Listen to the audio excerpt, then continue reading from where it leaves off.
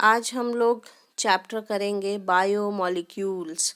Biomolecules, that is the molecules which are present in the living system. These are called as biomolecules. Mainly biomolecules में हमारे organic compounds आते हैं which are made up of carbon, hydrogen, oxygen. तो ये biomolecules के बारे में हम लोग इस चैप्टर में डिस्कस करेंगे। सबसे पहली चीज़ जो हम डिस्कस करेंगे, how to analyse chemical composition of a cell. तो अगर हमें एक लिविंग टिश्यू की केमिकल कंपोजिशन देखनी है तो हम उसको ट्राईक्लोरोएसिटिक एसिड में ग्राइंड करते हैं। लिविंग टिश्यू को एनिमल टिश्यू भी ले सकते हैं, प्लांट टिश्यू भी ले सकते हैं। उसको ग्राइंड करके जो हमारे पास लिक्विड आएगा, स्लरी आएगा, उसको छानते हैं। उसमें दो फ्रैक्शन आएंगे हमारे, एसिड सॉल्युबल जो लिक्विड है और एसिड इनसॉल्युबल। तो उसमें से हमारे जो ऑर्गेनिक कंपाउंड है वो एसिड सॉल्युबल पूल में मिलेंगे। देर आर मेनली जो एसिड इनसॉल्युबल पूल है उसमें 4 ऑर्गेनिक कंपाउंड्स मिलते हैं, protein, nucleic acid, polysaccharides and lipid, जो इनसॉल्युबल फ्रैक्शन में मिलते हैं। अब ये जो ऑर्गेनिक कंपाउंड है इनको हम 2 कैटेगरीज में बांटते हैं, मैक्रोमोलिक्यूल और माइक्रोमोलिक्यूल। मैक्रोमोलिक्यूल वो मॉलिक्यूल हैं जिनका साइज 1000 डाल्टन से ज़्यादा होता है, उनको मैक्रोमोलिक्यूल कहते हैं। और जिनका साइज 1000 डाल्टन से कम होता है उनको बोलते हैं माइक्रोमोलिक्यूल। तो सबसे पहले हम बात करते हैं इसमें सबसे पहला micromolecule, that is the amino acid. Amino acid की बात करें तो अमीनो एसिड में सेंटर में हमेशा एक कार्बन होता है जिसकी एक वैलेंसी हाइड्रोजन ऑक्युपाई करता है, दूसरी valency NH2 group amino group occupy करता है, तीसरी valency is occupied always by carboxylic group. तो अमीनो एसिड में ये तीनों ग्रुप्स हमेशा कांस्टेंट रहेंगे, एक हाइड्रोजन, एक कार्बोक्सिलिक ग्रुप, एक अमीनो ग्रुप, और चौथी valency that will be R, जिसके बेसिस पे डिफरेंट टाइप के अमीनो एसिड होते हैं। तो आर ग्रुप वेरी करता है। आर ग्रुप वैसे अल्काइल ग्रुप है, अल्काइल ग्रुप मतलब CH3 ग्रुप है जो वेरी करता है। CH3 यहाँ CH2 COOH ग्रुप भी हो सकता है, CH2 NH ग्रुप भी हो सकता है, NH2 ग्रुप भी हो सकता है। तो ये डिफरेंट हो सकते हैं जिसके बेसिस पे अमीनो एसिड अलग अलग तरह के होंगे। तो जो रिएक्टिविटी है, reactivity of amino acid that is due to R group. Amino acid में ये 3 चीज़ें हमेशा कांस्टेंट रहेंगी, सिर्फ ये आर जो है वो डिफरेंट होगा। ये जो सेंटर वाला कार्बन होता है इसको अल्फा कार्बन भी कहते हैं।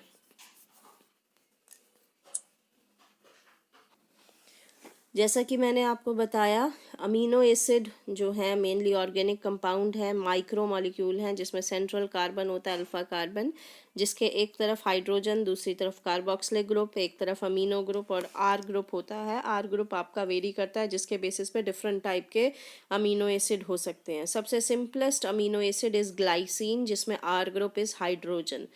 दूसरा अमीनो एसिड एलानीन है जिसमें R group is methyl group. तीसरा अमीनो एसिड इज सेरीन जिसमें आर ग्रुप इज CH2OH। तो ये आपके डिफरेंट टाइप के अमीनो एसिड्स हैं। अब टाइप ऑफ अमीनो एसिड की अगर हम बात करें, अमीनो एसिड में आर ग्रुप पे जो फंक्शनल ग्रुप प्रेजेंट है उसके बेसिस पे डिफरेंट टाइप के अमीनो एसिड होंगे, एसिडिक, बेसिक, न्यूट्रल या एरोमेटिक अमीनो एसिड। सबसे पहले हम एसिडिक अमीनो एसिड की बात करते हैं जिसमें कि आर ग्रुप में एसिडिक ग्रुप सब्सटीट्यूटेड है, जैसे यहाँ पे COOH ग्रुप सब्सटीट्यूटेड है आर ग्रुप में। तो एस्पार्टिक एसिड और glutamic acid is a example of acidic amino acid. इसके बाद बेसिक अमीनो एसिड जिसमें आर ग्रुप में बेसिक ग्रुप अटैच्ड है, जैसे यहाँ पे NH2 ग्रुप अटैच्ड है। तो आर्जिनिन, लाइसिन, हिस्टामिन ये सब बेसिक अमीनो एसिड हैं। इसके बाद एरोमेटिक अमीनो एसिड जिसमें कि आपका साइक्लिक कंपाउंड एसोसिएटेड है, जिसमें साइक्लिक रिंग स्ट्रक्चर एसोसिएटेड है, जैसे ट्रिप्टोफैन हो गया, टायरोसिन हो गया, ये सब आपके एरोमेटिक अमीनो एसिड हैं। So that is about the first micro molecule जो हमने किया, और that is the amino acid. अब ये अमीनो एसिड मिलकर आपके प्रोटीन्स बनाते हैं। अमीनो एसिड जो है 2 amino acid, this is 1 amino acid.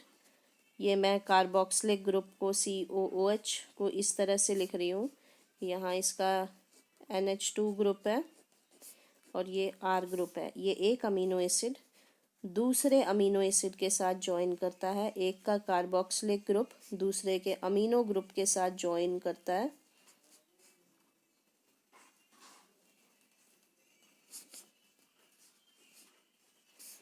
और इनके बीच में अगेन हाइड्रोजन वाटर का रिमूवल होता है, कंडेंसेशन रिएक्शन होता है, और इसके बीच में जो बॉन्ड बनता है इसको बोलते हैं पेप्टाइड बॉन्ड।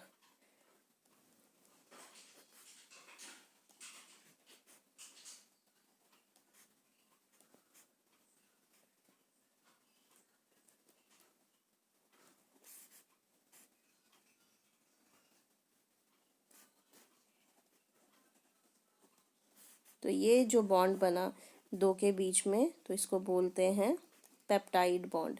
और ये बना कैसे, मैंने आपको बताया किसके रिमूवल से, वाटर मॉलिक्यूल के रिमूवल से ये बॉन्ड बनता है। तो वाटर मॉलिक्यूल निकला, दो अमीनो एसिड के बीच में से पानी निकला और उसके बीच में ये बॉन्ड बन गया कंडेंसेशन से, जिसको बोला पेप्टाइड बॉन्ड। तो इस तरह से अमीनो एसिड पेप्टाइड बॉन्ड से जुड़ते हैं और एक लंबी पॉलीपेप्टाइड चेन बनाते हैं, जिनको कि प्रोटीन्स कहा जाता है। सो प्रोटीन्स आर पॉलीपेप्टाइड्स, जैसे मैंने आपको बताया पॉलीपेप्टाइड चेन है, बहुत सारे पेप्टाइड बॉन्ड होते हैं जो कि अमीनो एसिड से मिलके बनी होती है। It is a polymer, macromolecule है, जो है आपके बहुत बड़ा मॉलिक्यूल होता है प्रोटीन के। सिर्फ 20 अमीनो एसिड हैं जो कि डिफरेंट टाइप के प्रोटीन बनाते हैं। तो 20 अमीनो एसिड हैं जो कि अलग जुड़ जुड़ के डिफरेंट कॉम्बिनेशंस में जुड़कर आपके प्रोटीन बनाते हैं। प्रोटीन हेट्रोपॉलीमर भी हो सकती है, हेट्रोपॉलीमर मतलब डिफरेंट टाइप के मॉलिक्यूल से मिलके बनी हो सकती है, होमोपॉलीमर भी हो सकती है। अमीनो एसिड्स आर इसेंशियल और नॉन इसेंशियल, दो तरह के अमीनो एसिड हैं।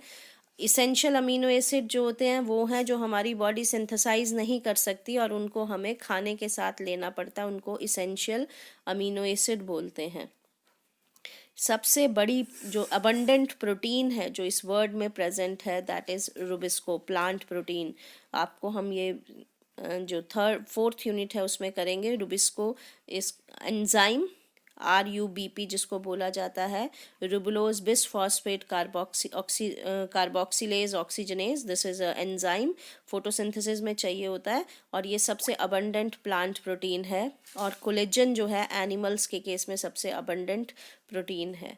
तो अगर ये स्ट्रक्चर देखें तो दिस इज, ये आपको बताया है किस तरह से पेप्टाइड बॉन्ड बनता है। वाटर का रिमूवल होता है, ब्लू इंक से शो किया है, वाटर के रिमूवल के साथ ये पेप्टाइड बॉन्ड बन जाता है। तो ये पहला डाई पेप्टाइड बॉन्ड बना, और इस तरह से जब बहुत सारे पेप्टाइड बॉन्ड बनते हैं तो उसको पॉलीपेप्टाइड चेन कहा जाता है। तो ये आपका डिफरेंट टाइप के प्रोटीन्स दिखाए गए हैं। अब प्रोटीन का स्ट्रक्चरल लेवल आता है। हमारे पास चार स्ट्रक्चर, आपके पास प्राइमरी, सेकेंडरी, टर्शरी और क्वाटनरी, चार तरह के स्ट्रक्चरल लेवल हैं। सबसे पहला हम लोग करेंगे primary structural level of protein. ये सब आपके डिफरेंट टाइप की प्रोटीन दे रखे हैं। तो आपका सबसे पहला प्राइमरी स्ट्रक्चरल लेवल जो कि स्ट्रेट होता है, अमीनो एसिड के मॉलिक्यूल जुड़े होते हैं और सीधी चेन बना देते हैं, जिसको बोलते हैं प्राइमरी स्ट्रक्चरल लेवल। इसके बाद सेकेंडरी स्ट्रक्चरल लेवल, जिसमें कि थोड़ी सी पॉलीपेप्टाइड चेन बेंड होती है। तो सेकेंडरी में अल्फा हेलिक्स और दूसरा यहाँ पे प्लीडिड स्ट्रक्चर। बीटा प्लीडिड स्ट्रक्चर ऐसा होता है जैसे कि शीट्स होती हैं, चादरें होती हैं, उस तरह का होता है। और alpha helix structure helix shape का होता है। ये दोनों कोलेजन प्रोटीन में प्रेजेंट होते हैं। तीसरा होता है टर्शरी स्ट्रक्चर, 3 डायमेंशनल स्ट्रक्चर, जो कि 3 डायमेंशनल फंक्शनल स्ट्रक्चर है। हाइड्रोजन बॉन्ड, डाइसल्फाइड लिंकेज, ये इसको जोड़ के रखते हैं टर्शरी स्ट्रक्चरल लेवल को। और ये टर्शरी स्ट्रक्चरल लेवल प्रोटीन्स में प्रेजेंट होता है। और चौथा जो है वो क्वाटरनरी स्ट्रक्चरल लेवल, जो कि जिसमें एक से ज़्यादा पॉलीपेप्टाइड चेन होती हैं और हर एक पॉलीपेप्टाइड चेन का टर्शरी स्ट्रक्चरल लेवल होता है। Quaternary structural level that is present in haemoglobin. तो ये इंपॉर्टेंट है, पेपर में आता है different structural level of proteins. ये आपको दिखाया है प्राइमरी। प्राइमरी जो है, प्राइमरी में कॉइलिंग हुई सेकेंडरी बना, सेकेंडरी में कॉइलिंग हुई टर्शरी बना, टर्शरी में फिर और ज़्यादा टर्शरी में एक से ज़्यादा चेन आ गई तो क्वाटनरी स्ट्रक्चर बन गया। तो प्राइमरी स्ट्रेट चेन, सेकेंडरी में थोड़ी सी कॉइलिंग है, बीटा प्लेटेड और alpha helix. Alpha helix collagen protein में है, बीटा प्लीटेड स्ट्रक्चर हमारा सिल्क की प्रोटीन में प्रेजेंट होता है। इसके बाद टर्शरी स्ट्रक्चर, 3 डायमेंशनल स्ट्रक्चर और क्वाटनरी स्ट्रक्चर। तो ये आपके डिफरेंट टाइप के प्रोटीन्स हो गए, ठीक है। So this we have done. ये आपका डिफरेंट प्रोटीन्स बताए हैं, क्या क्या फंक्शन परफॉर्म करते हैं वो बताया हुआ है आपका। तो ये आपका सबसे पहला हमने माइक्रो मॉलिक्यूल किया अमीनो एसिड, और मैक्रो मॉलिक्यूल हमने किया दैट इज द प्रोटीन। तो फर्स्ट आपका ये जो है स्ट्रक्चरल लेवल है, ये आपका प्रोटीन का स्ट्रक्चर है।